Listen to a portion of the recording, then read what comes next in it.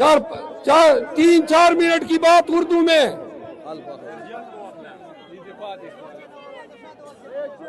मेरे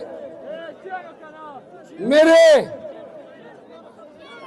मेरे अजीजों, जरा बात सुन ले।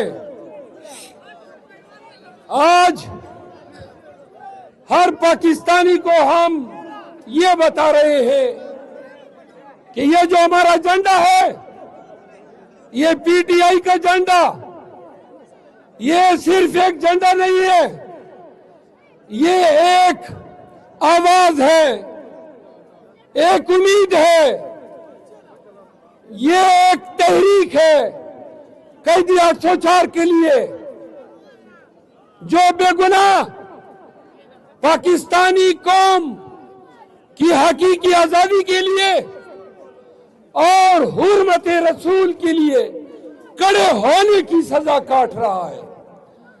पाकिस्तानियों, हमारा मुकाबला मुस्तनद सर्टिफाइड चोरों से है, जिनके सुर्खेल, जिनके, जरा खामोश हो जाए।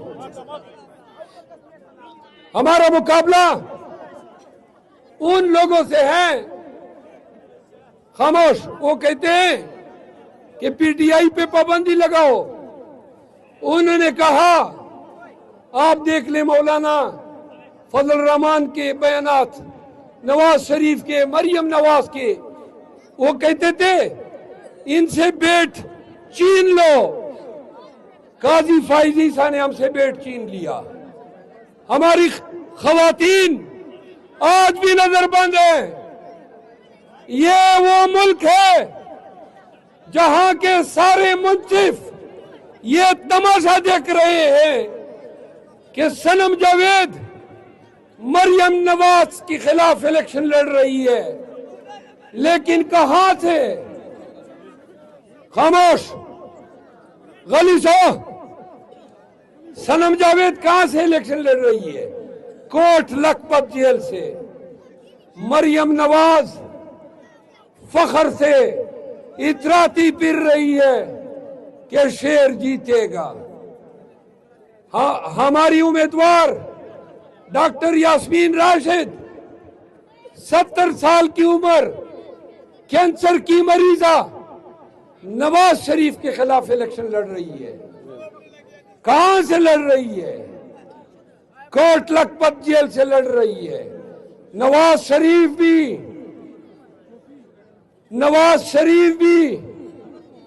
फ्रॉड और चीटिंग करने के बाद अपने गंदे चिमटे नुमा सर पे हाथ फेर के कहेगा कि मैं जीत गया।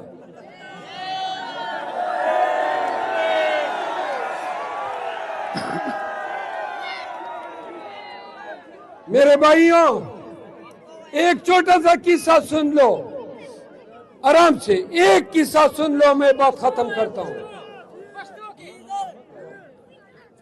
चले जी, पश्तो में सुन लें।